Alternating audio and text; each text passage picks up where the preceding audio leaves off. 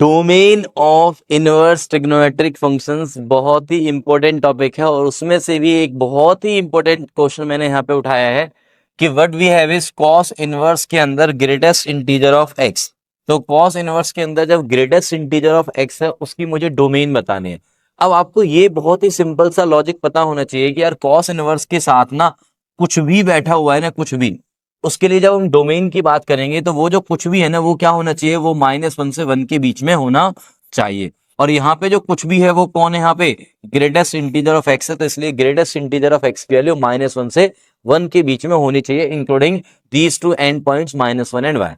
अब बात आती है कि किसी नंबर का ग्रेटेस्ट इंटीजर अगर -1 से 1 के बीच में है तो उस नंबर की वैल्यू हमें बतानी है कि वो नंबर कहां से कहां तक होगा।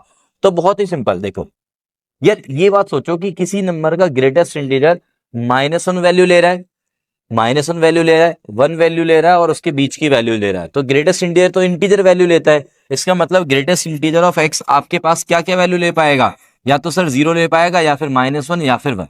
तो अगर वो वैल्यू -1 ले रहा है तो इसका मतलब जो x है वो -1 से पीछे तो जा ही नहीं सकता, क्योंकि -1 से अगर आप पीछे ले गए x को तो उसका ग्रेटेस्ट इंटीजर तो -2 हो जाएगा। सिमिलरली इसका मतलब ये हो गया कि यार उसकी जो वैल्यू है वो -1 या उसके बाद वाले ही होंगी। बट अब 0 और 1, 0 मतलब आगे चल रहे हैं हम, 1 मतलब बिल्कुल लास्ट में जा रहे हैं।